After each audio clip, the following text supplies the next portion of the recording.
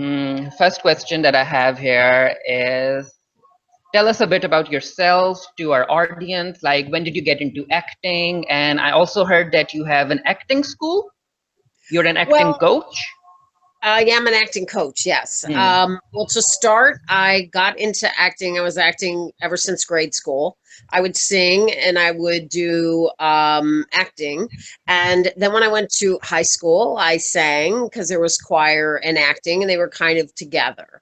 And then when I went to college, I went to an education college and so you had to choose whether you wanted to major in music or acting. So I picked acting because I thought I was a better actress than a singer. So I got a degree for teaching theater, speech, and English. And Uh-huh. that was my primary. And then I would sing and do music as kind of like minor classes. So I've been doing it forever. When I got my degree, a week later, I moved to New York with three friends to be an actress in New York. So that was ever since I've done kind of anything and everything. Nothing illegal, but Okay. I've done everything from children's theater to doing tech work to directing and stage managing and all that in my effort to build my career and get an agent and get a manager and have all those things happen. I mean, that's very And cool. You have a lot of experience. yeah, I Like, feel like I have. I also feel like I look younger than I am, so I've been doing it a while. So I think that's helped to give me some time in getting career and jobs.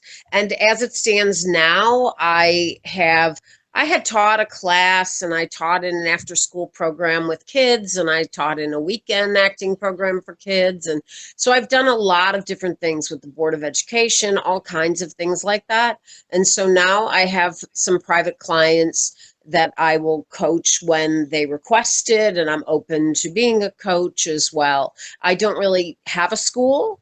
mhm. I had a while back taken over classes when my coach, Kate McGregor Stewart, who coached me for the movie, she lives in LA. And when she used to live in New York and moved to LA, everybody was like, we want to keep the class. So I taught the class that we were in. I became the leader for the class, Good for you.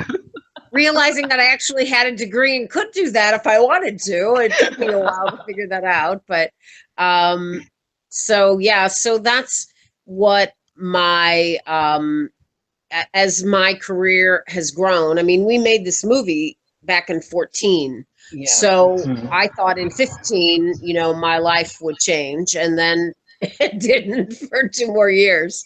So I've since then been coaching and teaching, and I work with. I've worked with Marissa Tomei, who's a friend of mine and also studies with Kate McGregor Stewart, and I was helped her for learning lines for different projects that she did for film and theater.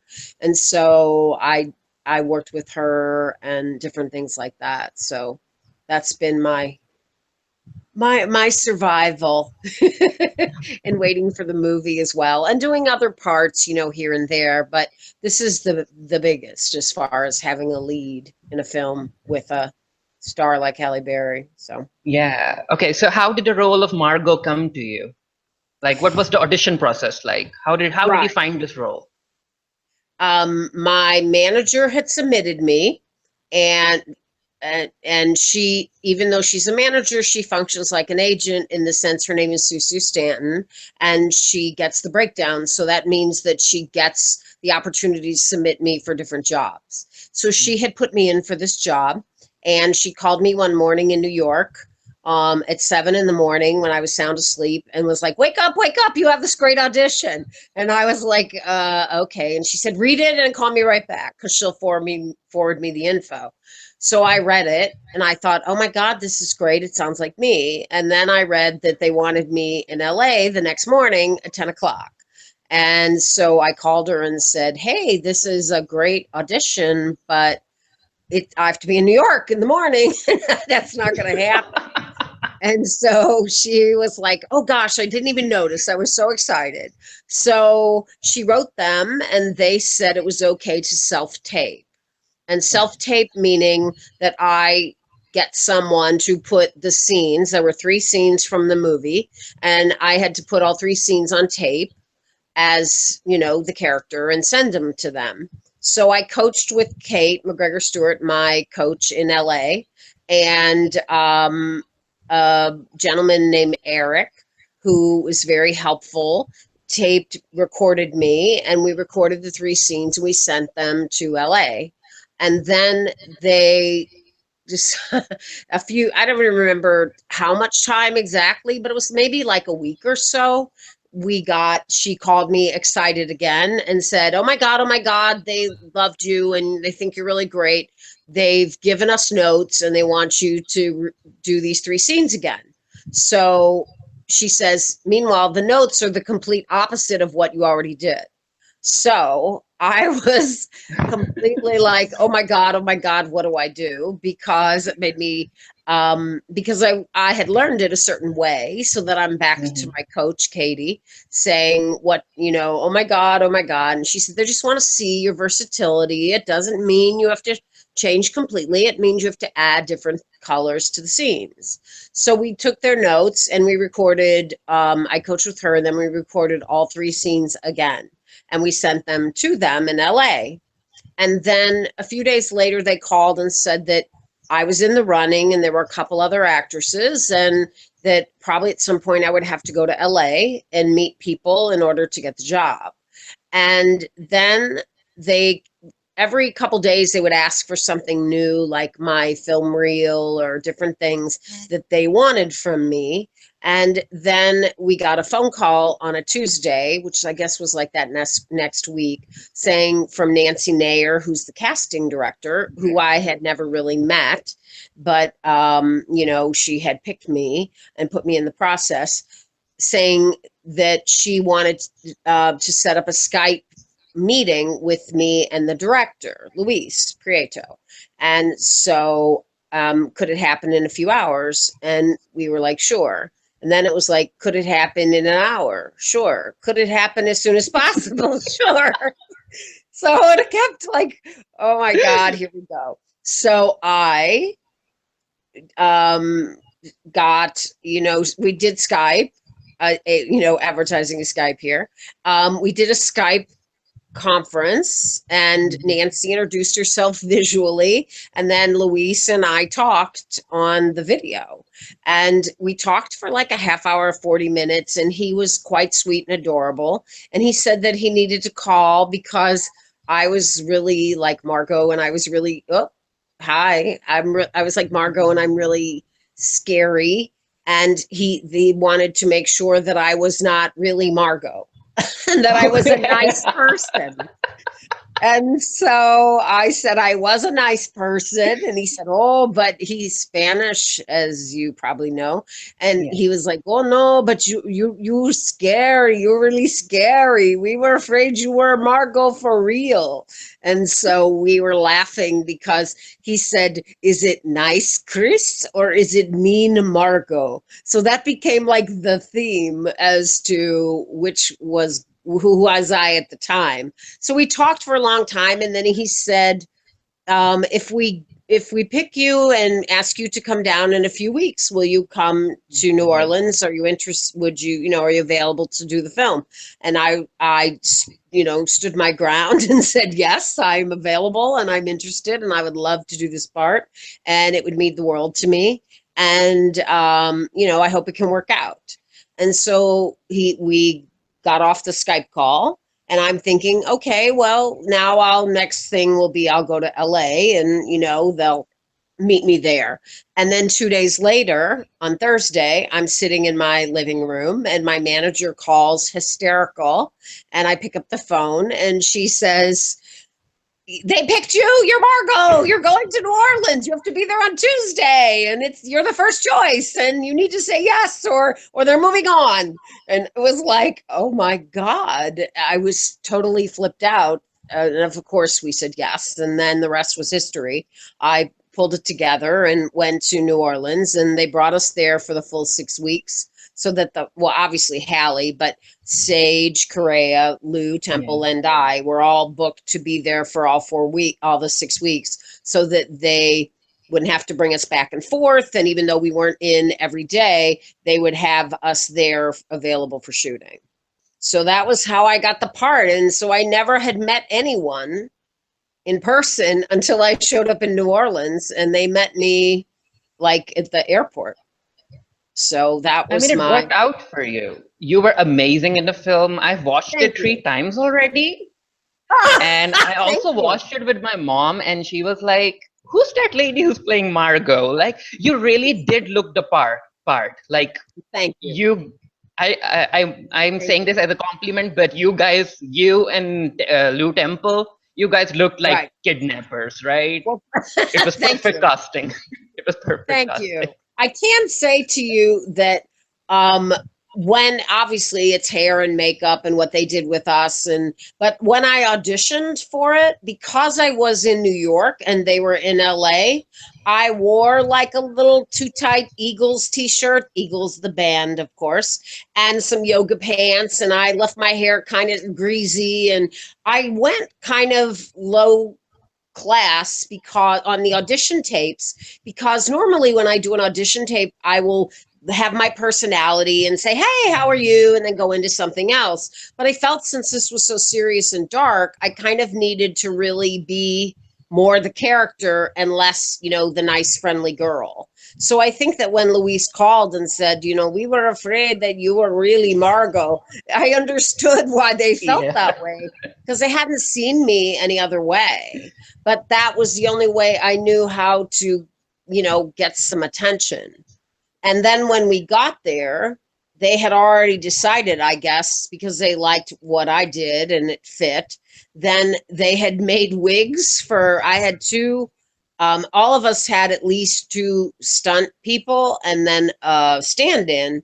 And they had already created wigs to match my hair that had roots painted into them so that it would look like I had the roots. And then I showed up with no roots, all looking pretty. And then they were like, "Well, through the 6 weeks, we'll be painting in less and less roots as your hair grows in yourself." Because I wore my own hair and they had wigs to match me. So thank you. I mean, I appreciate that. And we had a blast. And Corinne Foster did our makeup, and she was pretty brilliant about um, how to progress, as we got banged up and stuff like that.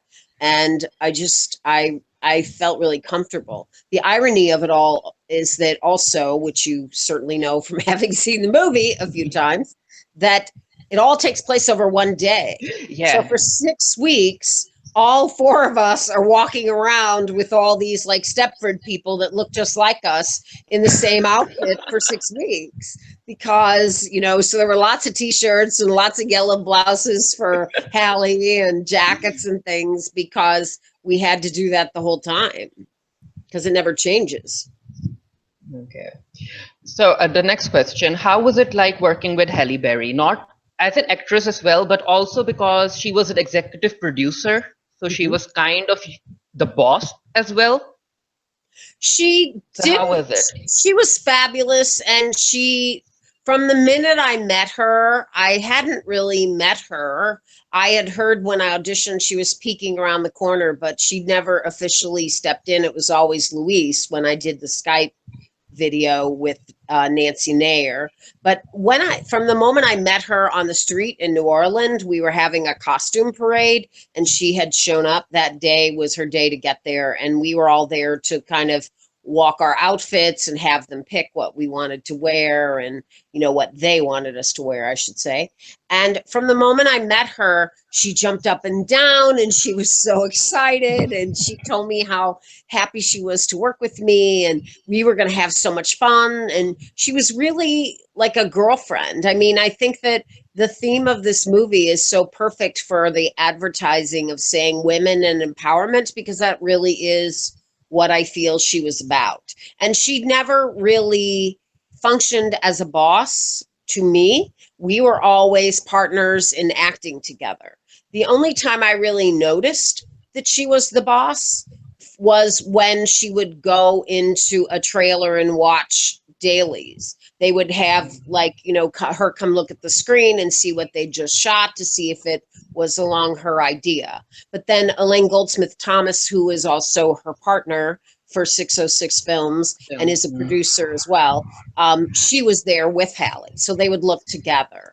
But as far as working together, was fabulous to everybody. The last day, everyone got a T-shirt that was made for the film, and everyone got a bottle of champagne. And I mean, she just was very gracious and one of the group. So that made it comfortable to, punch her in the head and and get to engage in that way, because she was just, sweet and adorable, and she thought I was sweet and adorable, except when I got crazy. Then she was a little like, oh God. When you kept her. Yeah, well, she had said to me, we were standing in the field at one point waiting to film, and she said, you just have this beautiful angel face, but then you get that crazy look and you scare the crap out of me. So that was kind of the nature of our filming together. It was a riot. We had a wonderful time.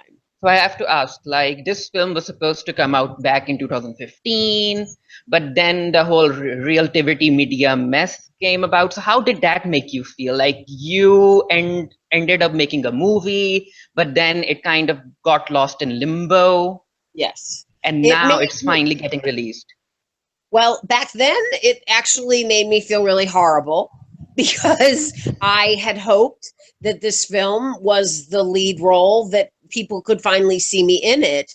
And the thing that I discovered in making it and having this wonderful time is that people all thought that that was really great. As far as business types, everyone thought, oh, this is great.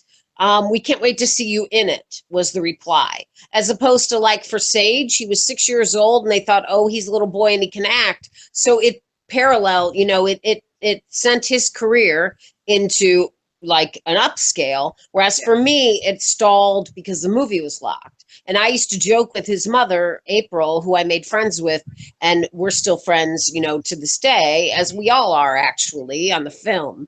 But I would ask April if Sage could help me get a job, because he was getting commercial after commercial, and he was getting guest star on Grey's Anatomy. And so I was like, is there some way he can help me get a job? Because as much as people thought it was cool, no one could see the job that I had done. And so it was hard in that perspective. I have to say, though, I also feel that it bonded us together, because the four of us, Halle, Lou, Sage, and myself, were all in touch through that whole time. Halle was really like a friend in that way, wanting to keep us, current on what was going on, but also just checking in, and we had all bonded. And Luis was the same way.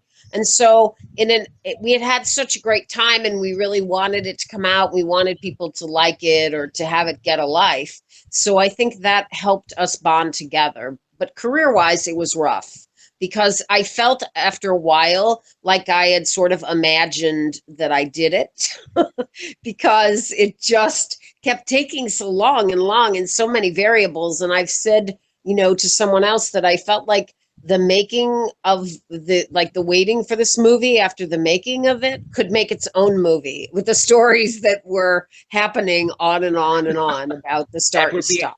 That would be an amazing documentary. Like, how did Kidnap finally reach the theaters? Because I remember it was supposed to come out in 2015. It didn't. Yes. Then in 2016, it ended up having 2 or 3 release dates. Yes. It had 5 release dates before this. It kept changing. Yeah. And I was like, when is this movie coming out? Well, and that's where I was, because every time you think, oh boy, oh, this will be it, oh, this will be it. And then they went into bankruptcy, and then they finally get out of bankruptcy, and everybody decides to stay with them. And then, truth be told, when they got out of bankruptcy, they wanted this to be their first movie, to come out as their first, money that they had. And then for whatever reasons, that didn't happen.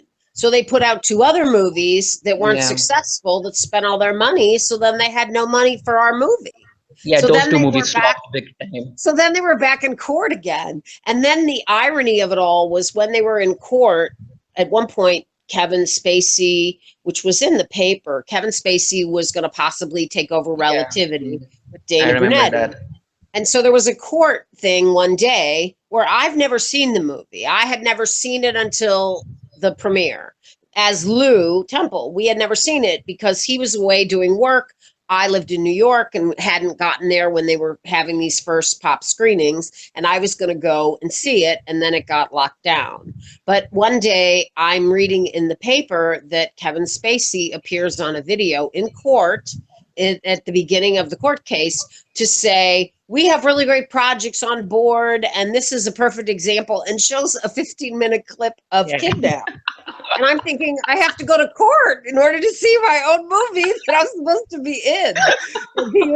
And he was bragging about it to the judge. And I was like, oh my God, this is going to take forever. So it just went on and on like that until finally, thank the gods, Averon dug it out with lawyers, as Halle says, and here we are. So Yeah, it's a good Yahoo. movie. I'll get to the box Thank office you. numbers in a bit. You'll be surprised. Yeah, it's doing, it's somewhere they say so far. I haven't heard today, but it was around like 3, 4, somewhere in there, which is great because it was considered a low budget movie, and against The Dark Tower, which is a You'll be giant surprised. sci-fi I have movie. the numbers with me. I have the numbers with me. Oh, you do? Oh, good. Oh, God. Oh, good. Oh, God. Oh, maybe. I don't know.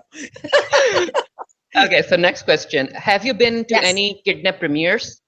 Because I think I saw a picture of you with Yes. Sage and Temple.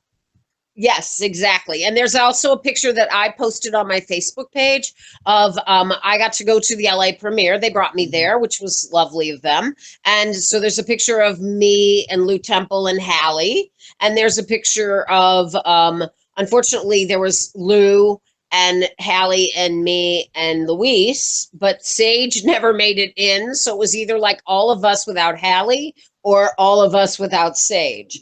But there are pictures, and I went to that premiere in LA, which was fabulous. And then I also got invited in New York. They had what was really more like a sneak preview where Halle kind of snuck in. She has a fan club, Hollywood, and she invited in all these cities people to come and get to see it, and some of them to meet her. So they had invited me to that. So that Wednesday I flew right back to go to that premiere, and she was there, and we got to hug and say hi, and she was happy to see me, pointing me out.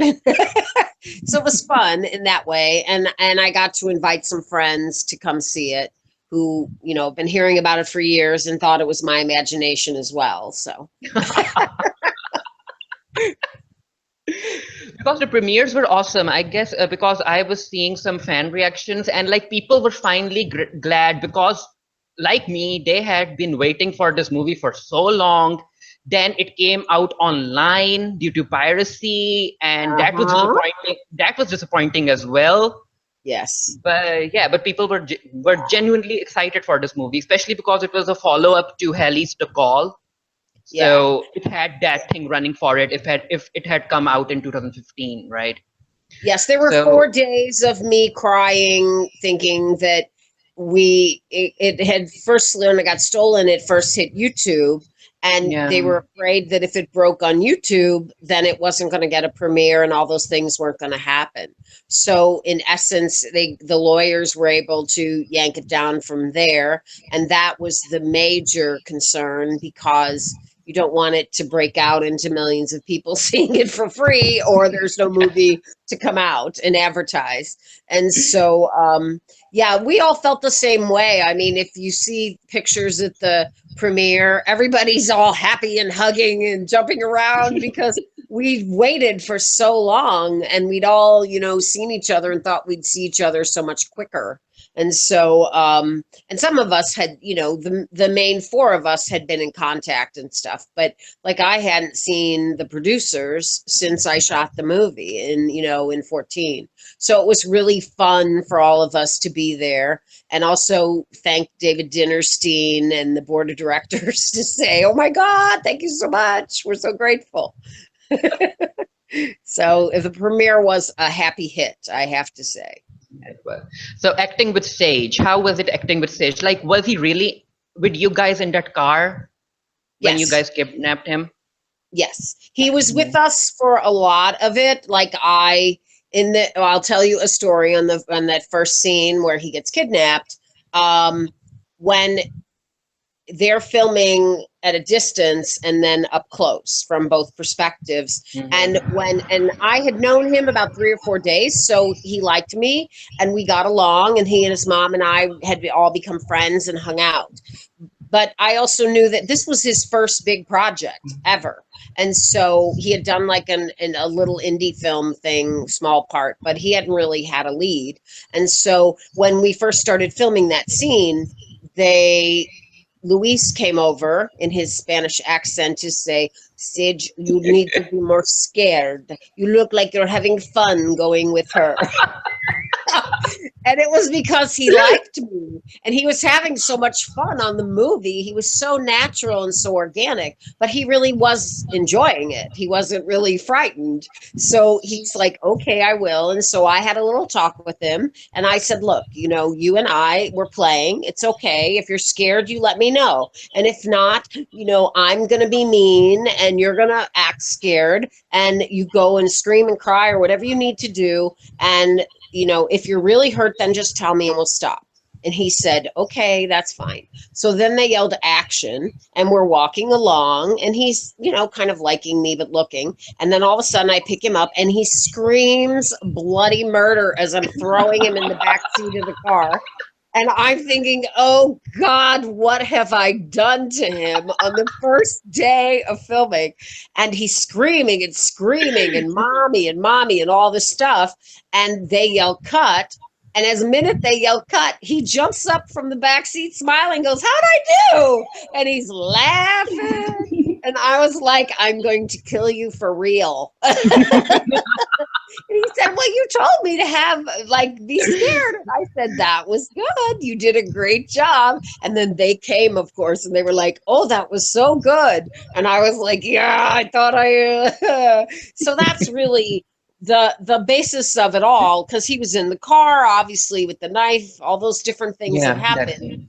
And running through the field with Lou, although Luis did have to tell him when they took off and stuff. He said, "Sage, you look like you're having fun running through the woods," which are scenes that kind of, some made it into the movie, some will hopefully be on the DVD when they have, because we shot a lot of stuff that didn't make it into the film. But it was always about making him comfortable so that he would trust us and know that it was okay, and then let him know, we were playing a game. But he did, when he was with Lou, they had to come and say, "Sage, you look happy to be kidnapped with Lou." And he's like, "Well, I like Lou and it's fun." And they're like, "No, no, no. This is a bad thing right now." And he's like, "Oh yeah, okay." So the great part about the movie is, as terrifying as it all was, we had so much fun because we all really liked each other and created a safe space, to work together. that's great. So the Yeah. last question, and this is about the box office numbers. Okay. Oh Well, it's God. not a question. I'm just going to inform you Yeah, about it. that's okay. So when this movie was supposed to come out, Everon Pictures gave an estimate about 8 million. Okay, everyone was like, this movie will make around 8 million in the 3-day box office this week. Meaning on the first weekend or in Yeah, total, did they feel? the Like first three first week? days. Oh, great. The first 3 days. Oh, great. Okay, and it was going against two big movies. There was The Dark Tower, starring Right. Idris Elba, and then there was also Detroit, Right. that has received rave reviews, and it's more Critical. of an Oscar. Yeah, it's more of an for an Oscar grab movie. So the numbers came in, and currently Kidnap sits at 10.5 million. Yay! So That's it went so up the expectations. That's so great. So all my little tweets and Twitters and Yeah, messages on Facebook are paying off. yeah, they That's paid off. great. That makes me very happy. I'm glad. I'm so glad. And I think, I would love to say to anyone who will listen, I think that Halle has obviously championed this movie from day one. But the fact that it is a woman and the fact that she is the hero of the movie, and she really wanted like my role to be like the woman villain against the Yeah. woman, who's the hero. All that stuff was her. And I think that women really speak to that. And I really felt like I read a bunch of reviews, and people can say what they want, and that's fine. And it's clearly not meant to. This film does not, as I would say, cure cancer. We're well aware that it's a fun popcorn movie. It's a However, popcorn movie, yeah. I do feel that sometimes the men are critical because they're men, because they can't relate. So therefore they sit outside of it and become more judgmental of it. And I saw a few reviews where women wrote the reviews. I mean, I'm not saying all men, because there were some men who liked it and whatever, but the women really got it from the beginning.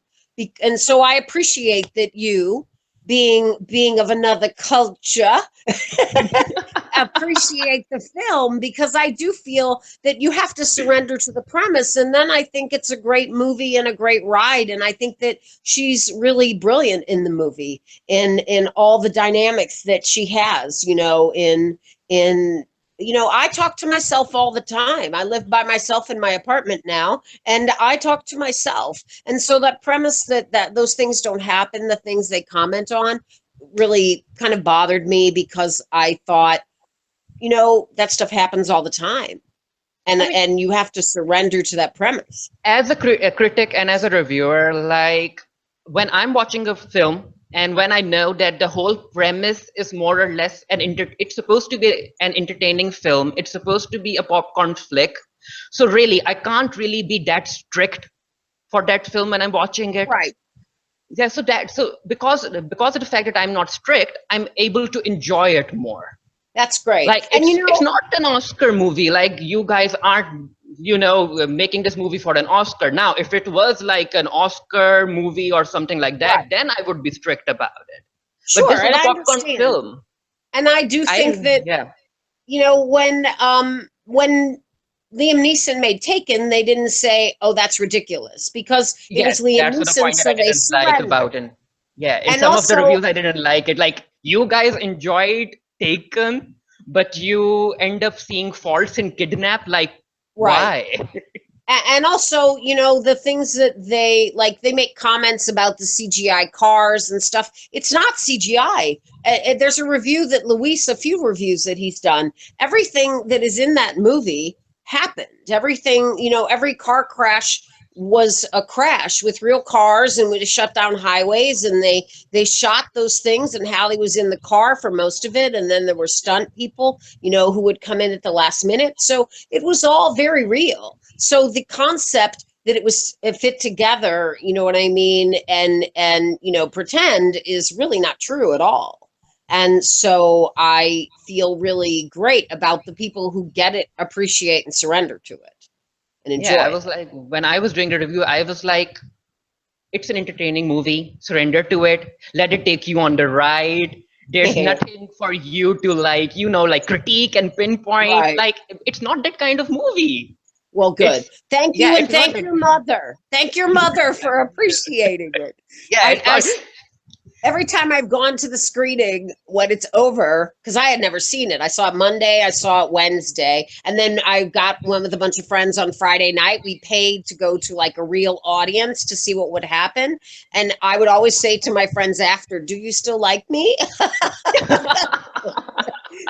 Because my one friend sitting on one side on Friday night kept laughing, going, "Oh, you're so horrible." And my friend on the other side was saying to me, "You're scaring me. I don't like this." So it But was that just just, means that you're a great actress. You're a good well, thank actress. you. Like you did Thank justice to you. the role. So that's why we felt like Margot needs to die. She needs Well, to. yeah, thank you. I know it was very weird to watch the movie and be rooting for Halle's character, for Carla to like get me and maim me and stuff. When I'm thinking, oh, I'm rooting for her to do me in. Why would I be doing that? But I think that's the premise. And you know, it's funny. I don't know if you know, but the irony is that my start as an actress in New York, my first like SAG job was in Silence of the Lambs as the dead body. Did you know that? Okay. You know, I on the did not know on the that. autopsy table where they take the cocoon out of the girl's mouth and everybody's That's got like you? the white stuff. That's me laying on that table. So now here we are going full circle from being the one who was kidnapped and killed to now being the kidnapper. Okay, and this also relates to Halle as well because I remember in an interview way back, Halle tried to audition for a role in The Silence and the Lambs, Oh, you're but kidding. yeah, she was supposed to play the main character, but they didn't even allow her to audition because she was African American. Oh, wow. See how full circle it Yeah. all goes? Yeah, and now you two are in a movie together. I know. And listen, when I one of the first movies I never saw his, what is it? Is it Do the Right Thing, the one that she's in with Spike Lee? But she's in a movie where she plays like a crackhead in that movie. But before she had ever, I'd never seen that movie. Jungle But Fever, Jungle Jungle Fever. Fever. Thank you. I knew it Yeah. was one of the movies Mm. of his early movies. But I saw her in a movie called Losing Isaiah, and if Mm. anyone ever sees it, a gem of a movie with Jessica Awesome Lange movie. and Yeah. her. And I saw that and I kept thinking, God, she's so great. And she's just going to be a movie star. And then here we go years and years later. And I'm the person like kicking the crap out of her as she kicked the And crap out of me. and kidnapping I her have to say, child and she got me too. We got each other good. So it's all connected. Like life is it connected, is. It right? is all connected. And thank you for the good box office news. That makes me so happy. Yeah, I really And wanted to share that information with you. I was like, everyone thought that this film will only debut with an 8 million. Well, it's debuting with a 10.5 million. that's great. And I have more friends going tonight, so maybe that'll climb a little. Yeah, Thank you so much. It was such a pleasure and so much it was a fun. pleasure. Yeah, we have been trying. I've been trying to get you like for a while now. I guess I it's been a know. month. Well, thank you. And listen, hopefully you know I'm funny and nice, so to show my So, range. so anything you want to tell us, tell our audience, where can we find you? Anything else you're working on? Um, to be honest, I've just been PRing this. I'm going to be on a Netflix show called 7 Seconds, which I got directed with a reunion for an episode with Regina King. And the episode was directed by Jonathan Demme. So I got to have a connection with him before he passed away. So that was very sweet and very karmic that he picked me and his producer picked me. And then I also did an episode on Marvel for Jessica Jones in season 2. So I have Oh, like, that's you know, awesome. yeah, so that was awesome. And then I just worked on a movie called Ode to Joy, and I got to have my scene. It's a one scene thing, but a couple scenes actually. But I'm working with Jane Curtin from Saturday Night Live and Morena Baccarin, and so that was really fun. So now I'm waiting to see what goes with Kidnap, and I'm on Facebook and Instagram and Twitter and just trying to force everyone out there to go to see Kidnap, Yeah. to keep the people going to see it. Yeah, go see it and then also buy it when it comes out in DVD and Blu-ray, right? Yes, exactly. Oh, for sure. Yeah, Buy up those copies. because you said you guys like shot a lot of scenes, so Yes. hopefully they'll make it into deleted scenes special feature if Yes, the I Blu-ray mean, comes out. Lou and I had a scene or two together, and there were more scenes with me and Halle, and so I think Lou also had another scene with Halle, things that he did, and so there should be some really cool extras on the Yeah. DVD when it finally comes out. And also an interesting premise that I'll tell you that hasn't really been talked about, but in the original screenplay, in the car, there were flashbacks to her in her happy life with her husband and Oh. her and Sage. You know, the man who played her husband, actor named Jason George, who's on Grey's Anatomy and some other things. And when they did the test screenings with Relativity before it went into bankruptcy, everyone felt like those scenes were distracting in the car to cut Mm. away. And they just wanted to see action and me and her and Lou and people, you know, beaten up. So they cut all those scenes. But according to Luis, his name is still in the credits if you look. And when the movie is shown on TV and in longer versions, they're going to put those scenes back for like because they need a longer version of the film. So Jason George will have a life and those flashback scenes will have a life as the family unit because they shot all these really fun scenes as a happy family. So and Yeah, hopefully I'm excited for those scenes if they come yeah, out.